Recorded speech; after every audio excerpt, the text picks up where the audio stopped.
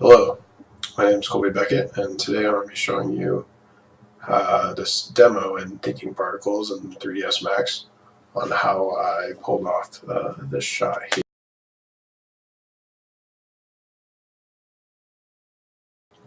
As you can see, it's a model that was given to me. I then fractured it, put some smoke on it, some TP sim, rigid bodies, and then passed it on to some talented lighting and rendering departments, and they made it look pretty nice. So yeah, I don't really have access to these files, so I thought maybe this one would be an easy one to kind of go through at home. So first off, went to this site called Mixamo. Mixamo has some pretty good character animations to kind of just get have access to, just to do some simple things like fracturing ground, or getting punches and kicks. It's very get some dancing and stuff like that. So what I did is I just downloaded some of those, and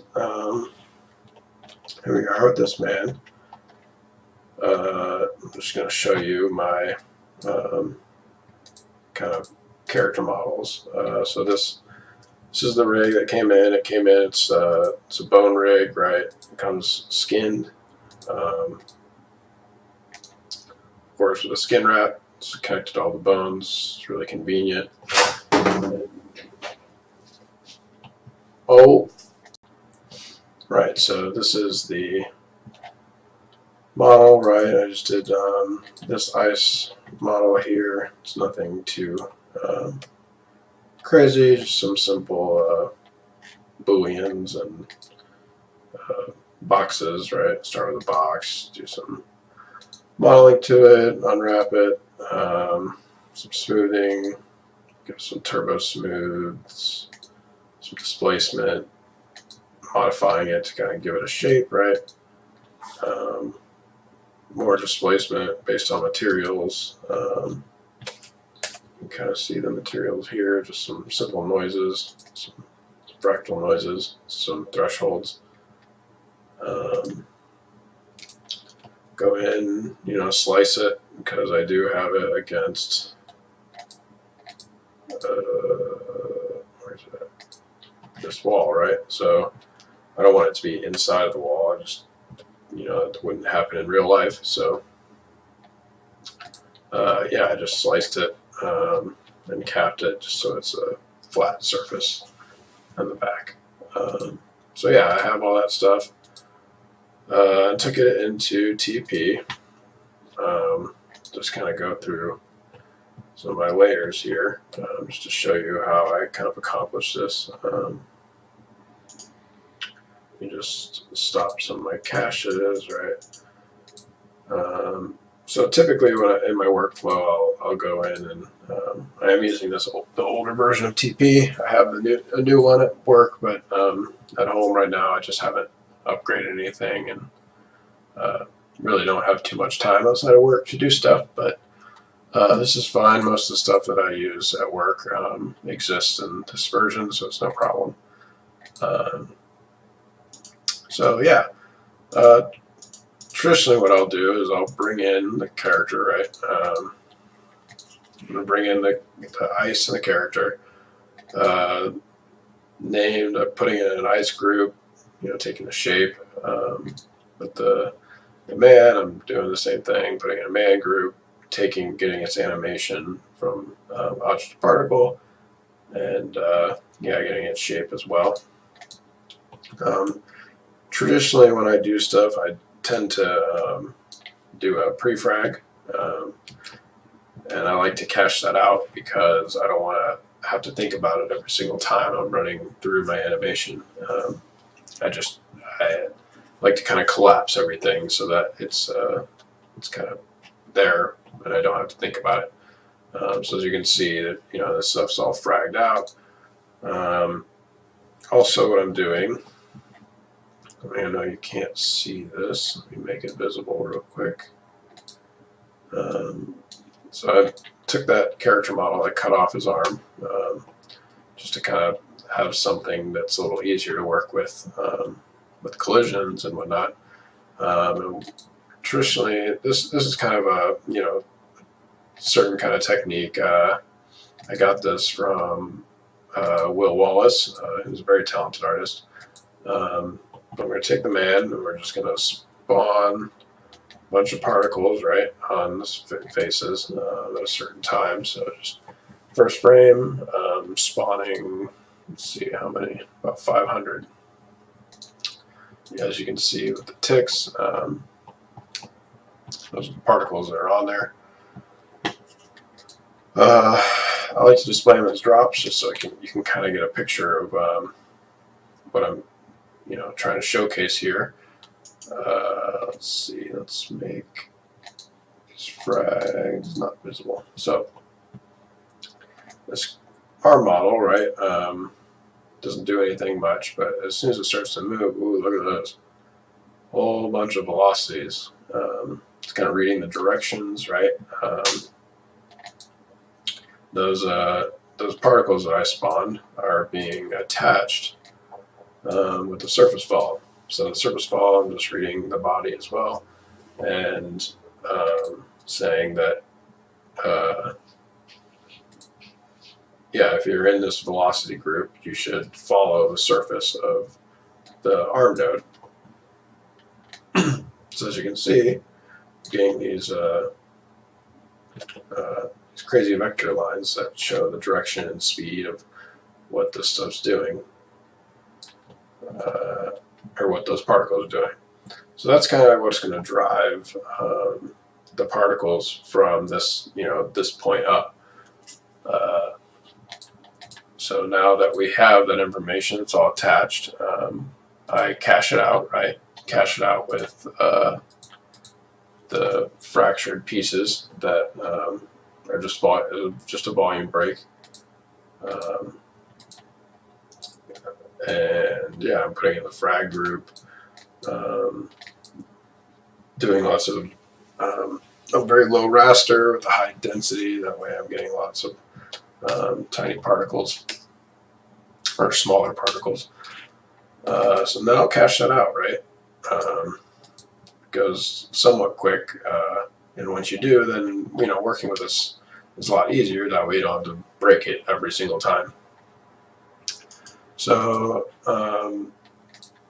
next we're going to take those frag pieces that we saw that are all broken, ready to go, and we're going to look at do a p-pass AB, which compares two separate groups, and I'm going to test the frag group, which is the shapes here, and then the velocity, which are the drips.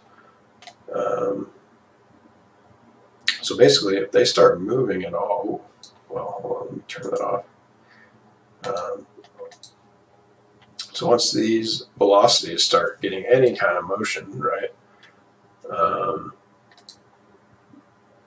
also doing a distance. So like if any of these particles, distance between them, these velocity particles and the frag, if they're in a certain range, right? Then I'm going to assign it velocity, because I don't want every single piece to just be actively searching for, for a particle the whole time. So I'll say, if you're within this range of 0 to 7, you can fine tune that number, but that's what it was for me, right? And if I look at this group, you can see that this is the stuff that's very close to the velocity particles that I'm spawning.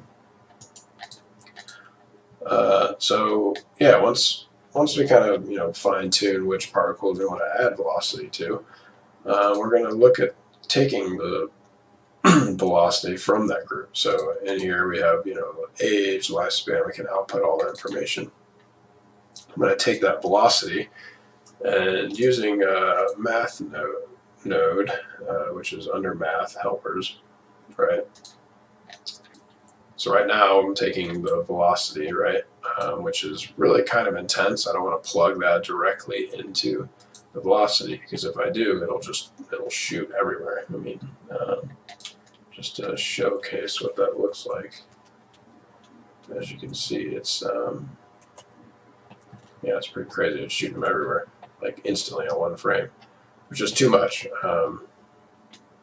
And I can't really do that with collisions because, as you see, if this stuff's already there's penetration in it, right? There's particles that are kind of sitting on the collision body itself already, and that would kind of slow things down and cause things to react weirdly. So I'm just going to take the velocity from the velocity particles, right? And I'm going to run it in the math node. Typically, you can't just multiply the velocity. You have to do a conversion, right?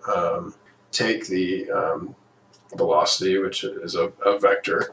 We're going to multiply that by a float value, which in my case is a lot lower, so 0.1% of what actually the velocity of those red lines are doing. And I'm going to plug that into the velocity, which is then going to replace the value that they would have, which is 0. I'm also giving it direction, which direction is also linked to that velocity because yeah, whatever direction that velocity is starting to go in, I want the particle to also kind of go in that direction. Next up, I'm saying that, you know, if any of those pieces start to get velocity because they're so close, then I just want to put them in a new group. That way I have control over them after the fact. Right, and then I'm also going to have those actually start to have gravity applied to them. The ones that are stuck, I don't want them to move, so I'm just going to leave them where they are.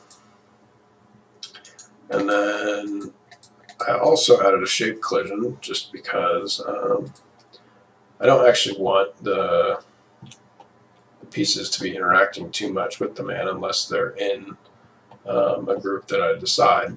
I don't want these frag group particles to interact with anything. I want them to kind of be static. So, because I run them as SC, and by forcing them in this into another group once they get speed, I'm able to kind of have them collide once they're active. So I do have it cached out for the sake of this demo. It's always kind of good just to layer the system. That way you're not trying to think about everything all the time. And as you can see, I'm getting velocity from those velocity particles that are attached to the surface, and we're pushing them into the frag group that are already broken, and yeah, then the system just kind of runs off that. So as you can see, it definitely works. This thing is getting launched, right? And yeah, everything's groovy. You got your pieces that aren't moving. They're kind of, you know, hanging out. Little tip for you is if you go into Master Dynamic, you can click the Show Info Tooltip, and then you can click on any particle you want, right? And let's say you want to read something, like let's say we want to learn about the size or the velocity. So now when we hover over it, we can actually read the number, read the numbers of what it's thinking. A lot of times people run that into memory and then read it, but I find this way is a lot quicker just to kind of see what's going on with different things. So size of 6, size of 3.8, you know, everything. You kind of read that information if you want to, you know, say like, hey, this stuff's going too fast, you know, things that are going too fast above, you know, 350, which what this one says it is, then we can, you know, accurately kind of get a gauge of what's going on. All right, so now that I have that, you know, all these things kind of happening, velocity getting thrown into those particles, them getting kicked around very easily, without too much calculation time because it's not really running too hard of a collision pass. So now that I have that information, I like to do a whole nother, I like to cache it out, right? And I like to run a whole nother system on top of that. Just kind of think of like taking all that information and like compressing it and allowing it to kind of run, from memory instead of trying to calculate it every frame and constantly thinking about it. Kind of just collapse it, that way it's just easier to deal with. So now that I have that all collapsed, right?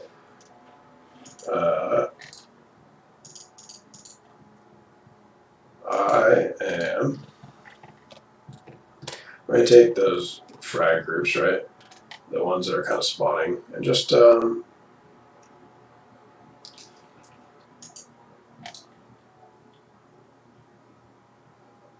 after all that stuff's cached out, I like to do a whole other system on top of that.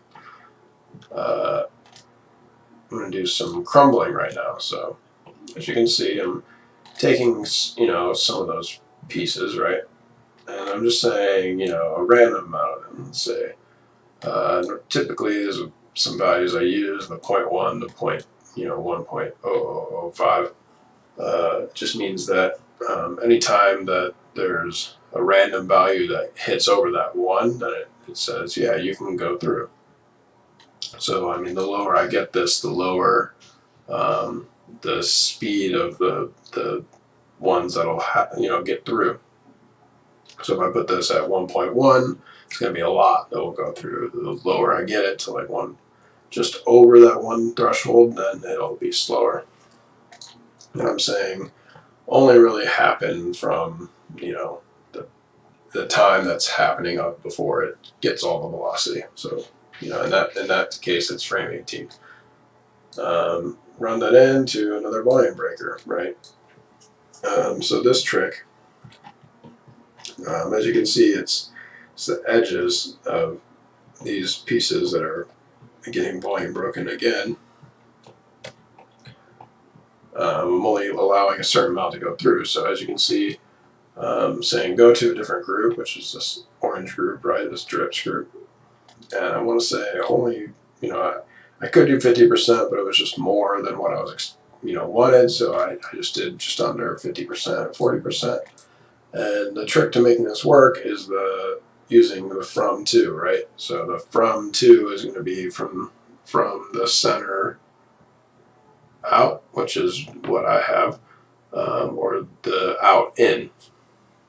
So right now I'm choosing center, so 40% of the stuff on the outside is going to be getting thrown into that group. And then again, a very low value, and not too much density, but enough to kind of get the smaller pieces that I'm looking for. And so as you can see, as this goes on, little tiny chunks are falling out of it, kind of like looks like it's maybe cracking or starting to kind of, the structure of the ice is about to shatter and break out. And then then it's still triggering all the velocity, right? Velocity is still triggering it. As you can see, as they break, right, you're getting a bunch of these tiny little pieces. And that's just all that is I'm taking those guys that are getting thrown into the getting velocity.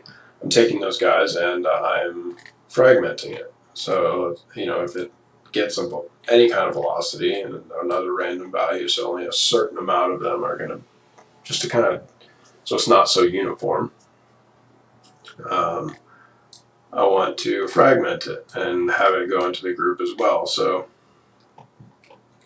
I'm assigning some speed just to kind of get it to kind of pop as it's coming out, giving it a long lifespan, some motion inheritance, so that's why it's reading what the particle was doing. And the smooth and distance. So the reason that this fragment node works is with the smooth and distance. saying that smoothing angle of 180. So if it reads anything that has a basically that's not connected to a surface, it's gonna say that, okay, you're your own particle. You can now go wherever you want. I always put this 100. Not too sure why, but 100% of it. I don't think I can go above. Oh, I can. Yeah, I mean, I just leave it at 100%. And when that happens, I'm giving it some spin. Nothing too crazy, just a little bit, just to kind of cause chaos. Right? It's getting blown out of the wall. The guy's breaking out of it, so it should have a little bit of chaos. And then, yeah, I'm doing another shape collision, just to kind of show collisions as they're falling out, right? I don't have to, just doing another shape collision. Not sure if this is very common practice, but because of the collapsing of this dynamic set, I feel that this is kind of closed out, right? So now it's kind of a new system. I can run another SC. It's not really thinking about it anymore. So I'm having those guys collide with this frag group. So that way, as you can see, as it's falling out, it's kind of bouncing.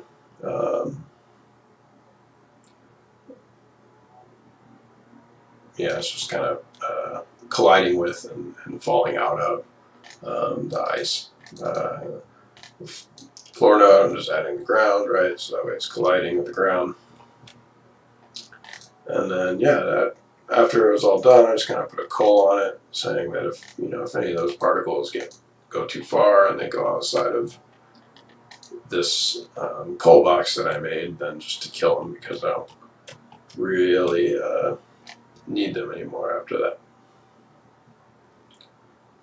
So yeah, that's that.